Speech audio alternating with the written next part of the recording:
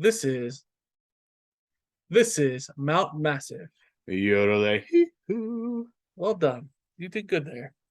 So we've decided that we're going to do the top worst football coaches since 1986.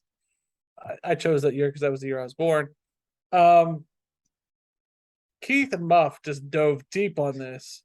I just picked the 5 people that I believe suck. There's one name on here that I'm still not sure how's not on here, but because we'll get there. The brevity of their career. Well, I'm going to go first, okay? And then you can just flat out question me. Okay. Steve Sarkeesian at USC. His time at USC, he got drunk and got fired. That's why he's 5. Brady Hoke, basically killed Michigan. Same as Rich Rod at number 3, killed Michigan. Butch Jones at Tennessee, he had what should have been the makings of a great Tennessee, got them back on the map, and he killed it and made a lot of stupid ass comments.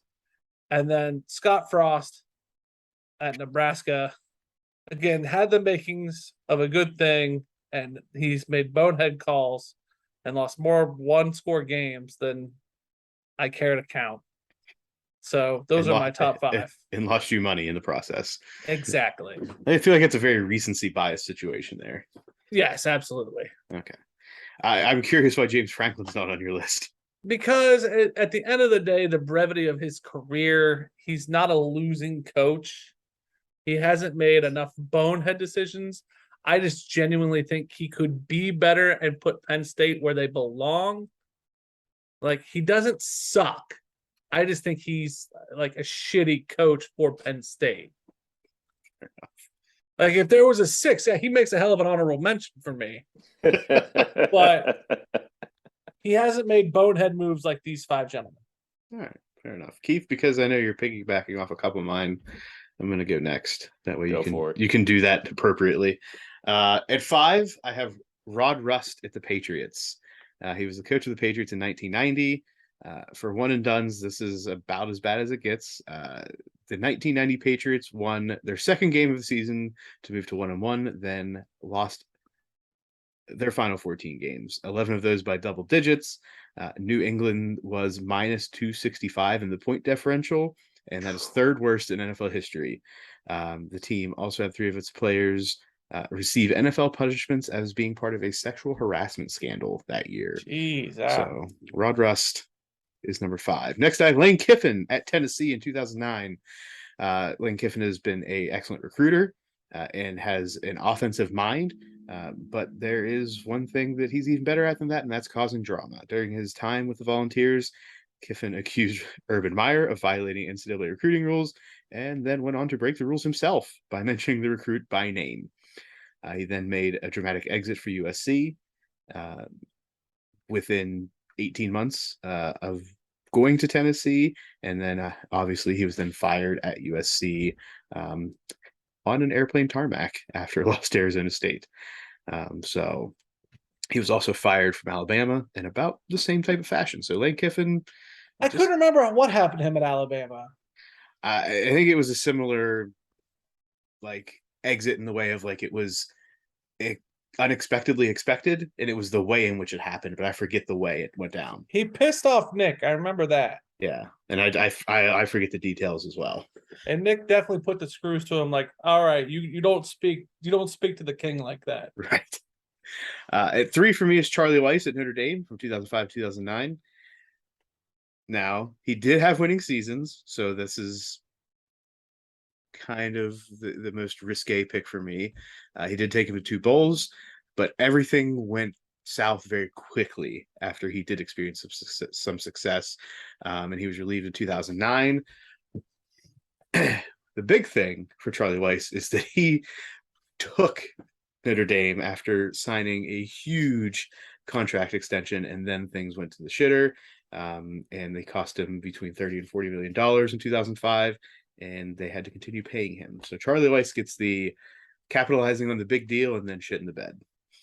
Yeah, and his success might not have been his success at Notre Dame. Right, because it was early on in his career. Yeah. Next at number 2, we have Rich Rodriguez in Michigan from 2008 to 2010. He obviously came from West Virginia, where a spread offense led by Pat White at the time did really well. And it was just not for Michigan. And they suffered. He tried to retool the team, and it just didn't work out. This is another case of a team having to pay for a coach. In this case, it was for legal fees when West Virginia sued him for breaking his contract with them whenever he went to Michigan. And this ended in him being fired in January of 2011 after the 2010 season. That would be Alex's number 1. I figured. Both Alexes. Yes. Your Alex, your wife Alex, and Alex. The shit about Rich Rod was, and this was like the I remember vividly the deal like ender when it began. Like he got there and it like instantly killed him. Was like he got there, they were gonna bring in the spread, and it was like maybe this is the killer. Maybe this is how they'll stop trestle ball. Like this is how they'll do it. And all of the alumni, I'm talking like Charles Woodson, all of them guys were like they wanted to come in and be a part of the program and like help. And he was like, no, your access has been denied. And everybody was like, to hell with you, Rich Rod. Like, nah. And that was it. That was the capper. And then he never could get the steam back behind it. And so, like, I thought, as an Ohio State fan, like, keep him around forever because I want to win. But I also thought, like, they were cutting him out underneath of him. Like, they were always souring the program on him. So there wasn't buy-in. Yeah. Because, like, alumni were killing it for him. Right, and that's what happens with those established programs, right? Like if you don't have the alumni on board, then you better win, or they're going to find a way to get you out of there. And that was my worry, and I brought it up with Ohio State, was when Notre Dame, and that's the coming up game, when they started cherry picking James Laurinaitis and all those guys, it was like, Ryan Day, what did you do to piss off the alumni? And is this the death bell? You know what I mean? But we'll see. I'm sorry, Muff. No, you're good. Rich Rodriguez is the head coach this year for Jacksonville State. Yeah. So he may redeem himself, at least to not be on the top 5 list. We'll see. We will see. And number 1 on my list, because it only had to be this man, Urban Meyer, for his stint, not in Ohio State, obviously, but with the Jacksonville Jaguars. He was given the castle in Jacksonville, along with many, I think, the best quarterback prospect since Andrew Luck in Trevor Lawrence. And he pretty much just ran it into the ground with some different controversies, as well as just not being a solid NFL head coach. Not being able to transition his coaching strategies and his coaching ways from college to the pros. They obviously went 2-11 under Urban Meyer, and they're outscored by 160 points, which means, if he stayed there the whole season, he may have been worse than Rod Rust with the Patriots. And Trevor Lawrence didn't really get anything going under Meyer's reign. And then obviously what did him in was his trip back to Ohio in the Chop House picture, which led to, a namesake for our betting show, which obviously is no longer going to be that because, he's not a head coach anymore. The Urban Meyer risky pick of the week. Yeah. I was waiting for the whistle, Jim. I can't. We'll move on. Anyway, his tenure in the NFL was terrible, so I'm basing this only on his NFL tenure, not his success in the college ranks. So, what bothered me about Urban, right, was he told Ohio State, I'm not going to take your guys. Okay? But his guys were his insulation. Right. Like, Urban Meyer, you are an intense, extreme, totalitarian motherfucker. Like, what you need is your handlers to tone your message down to the world. Okay. And instead, he brought in Bobby Carpenter. He brought in Schlegel. He didn't bring in Bobby Oh. Carpenter. That's right. And Schlegel. Schlegel's like just as intense. And Bobby Carpenter is too. And it was like you went out there and got like the B team who basically drink your holy water and they don't care. Like, oh, you kicked the punter? Cool. I'll kick him too. Sweet. Leading by example. It was like, that was not going to work. And then we're like, coach, you're going to the bar? All right. Yeah. Like, it was not a well thought out plan. And I think like you should have known when you were on Shad Khan's kids professional wrestling show, like, hey, coach, we're starting to lose our way. We're losing focus here. Keith, give us your top 5. So initial gut reaction was Rich Rod and Urban Meyer as well too. Those were the 2 that first came to mind. So we did a little bit of thinking, a little bit of digging.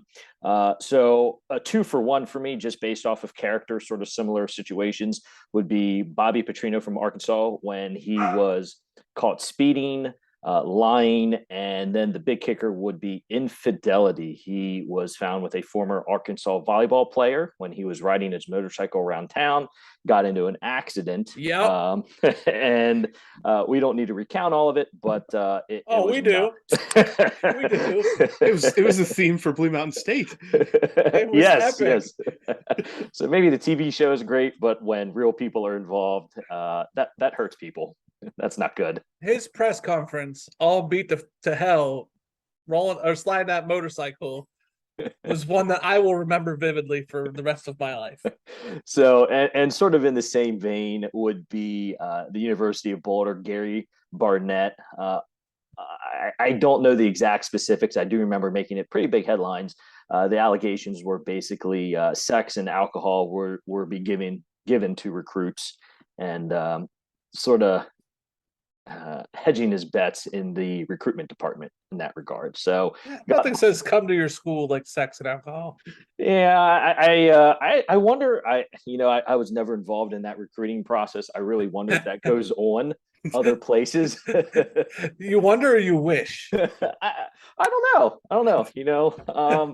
Really don't wish that. That's bad. As an 18-year-old, you probably wish. I'm not 18 anymore. I know. We're setting the example for Look at Keith listeners. trying to stay all PC. I appreciate you. So moving up the list, I also had Sean Payton. I know he has denounced what he has done. People deserve a second chance. But when you go back and you look at the bounty gate that he was involved in as the head coach of the Saints, that is really, really atrocious. There are 32 teams in the NFL. That is the pinnacle of coaching. Every coach I know would say NFL, NFL, NFL. And here you are essentially endorsing attempts to end people's careers at times. Yeah, I agree. That's a good one. I mean, you go back and if you watch some of those games, some of those late hits are really bad. They're very blatant, and some of them weren't even called. So I think it's pretty despicable, but tomatoes, tomatoes. He was still a great coach. He won lots of games. Drew Brees and him did good things. So you can't discount everything they did together. Keep getting all serious. And then the last one, just because for some reason I am crapping on the Browns today, Hugh Jackson. He was 3-36-1 as the Browns head coach. That is atrocious. He was at the helm for an 0-16 season. Now, he obviously didn't have a whole lot of assistance from the front office, and he had players who probably had zero motivation to be there and overachieve and win at all. But what more do you need to say? 3-36-1. I may as well have been O Yeah. in the number. Yeah. It would have been the same result. Can you imagine any other head coach having that record for that long? No. 3-36-1. So Harvard. It's about the only place I'd fly. And what's that graduation rate? Oh, still good. Oh, keep doing your thing, coach. We'll be all right. So there's my list. I think if I piggyback, that'd be 6. But you work. That works. There we go. Well, that was Mount Massive.